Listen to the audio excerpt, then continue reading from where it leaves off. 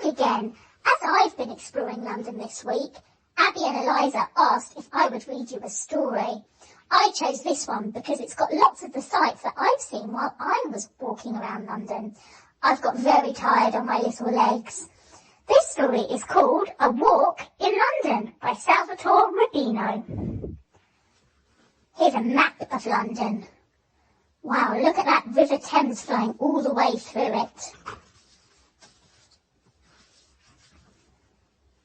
Hello, there's me, and that's my mum. We've just got off the bus in Westminster, in the heart of central London. A tall clock strikes. That's Big Ben, Mum tells me. It's 11 o'clock. Good, we're just in time. In time for what? I want to know. Wait and see, Mum smiles. This way, through St James's Park.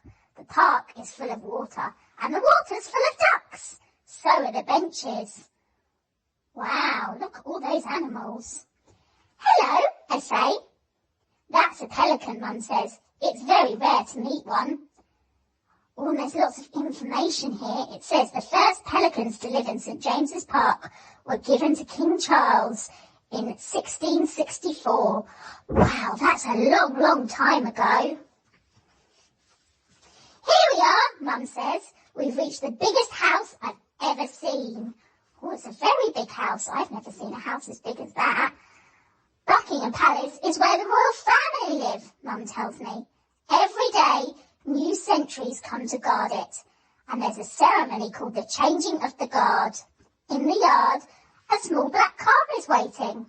I think the royal family are going for a drive, I say. After the ceremony, Mum takes me to a special place to stand. Now you're standing in the very centre of the centre of London, she tells me. We listen to a visitor reading from his guidebook. From this spot, Manchester is 296 kilometres. Rome is 1,799. Sydney is 16,898. And the moon is about 386,000. Wow, I bet my home's really, really far away. And look, Trafalgar Square is just 10 metres away, Mum laughs. We cross the traffic and I start to run. There are some fountains and some lions. I want to sit on them. I'm really hungry. Mum takes me to a cafe where you can sit outside to eat. We ask for fish and chips. This is Covent Garden Piazza, Mum says. No cars allowed. Instead, the road is full of acrobats and jugglers. I put some money in the hat of someone who is standing upside down. Oh dear, it's raining. Some people have umbrellas and some, like us, forgot. The streets turn shiny. We cross one to a shop that sells exactly what we need. It's nice and dry under our new umbrella, but careful, there's a dragon, I warn Mum. So far we've walked in Westminster, Mum laughs. But if we step beyond the statue, we'll be in the oldest part of London. The city. The city's full of history. It's full of sunshine too. The rain has gone away. Next, we reach a huge stone church. We're at St Paul's Cathedral, Mum tells me. Let's go in. There's a whispering gallery inside. We climb round and round and round and round until we're done. Mum makes us stand in different places then. Hello, she whispers, and I jump. Sounds as if she's right beside me. Well, I can see lots of people whispering in this picture. I wonder who they're whispering to. The streets near the cathedral have interesting names. Bread Street, Ironmonger Lane. This one's called Threadneedle Street. There's the Bank of England, Mum says, Britain's oldest bank. Round the corner, we find the bank's museum. In the display cases, there is lots of money. Coins, paper money, and even a bar of gold. Oof! I try to lift it, but I'm not strong enough. Look at all those coins. I know Abby and Eliza have told me you're going to be learning about coins soon.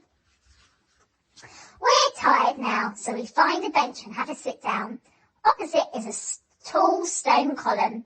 That's called the monument, Mum says. It was built in memory of the Great Fire of London. See that bowl of copper flames on the top? I like history stories, I tell Mum.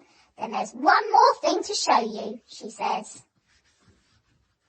Wow, a real castle in the middle of the city.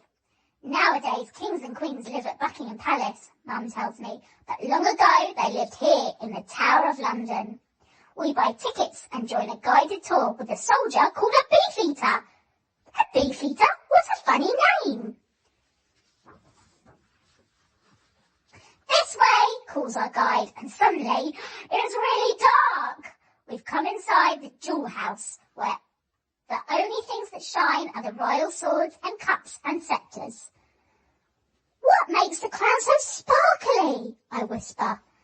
2,868 diamonds, a boy in our group whispers back. That's a lot of diamonds. Outside the tower, there are boats. Here's London's great river, Mum says, the Thames. Ferry to Westminster, shouts a boatman on the pier. Let's take it back to where we started, says Mum. And next thing, we're out on the water with the wind. Wow, look, this opens up. And it's the Thames. Look at all those buildings all along the Thames. I don't think you can see them all at once because the Thames is so long. It starts with Westminster, goes past the London Eye, past the Globe, which is where Shakespeare, a very famous playwright, put on his plays, past St Paul's Cathedral, up past the Gherkin, all the way along. What a long river.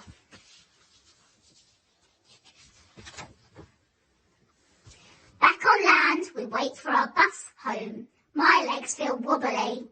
I wonder why her legs feel wobbly. Big Ben strikes 6 o'clock.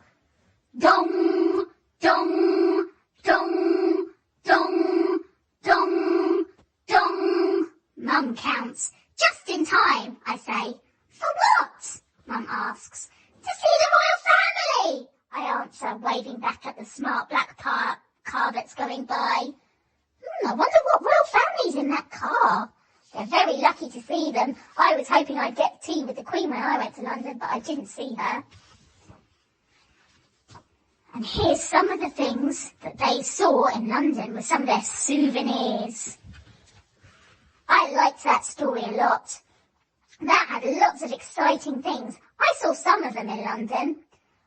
I think my favourite was the crown jewels. I'd like to wear a big crown like that and take it back to my friend aliens at home. I think they'd be very impressed. What was your favourite sight? I'm looking forward to seeing what else I see around the world. I'll see you soon. Bye!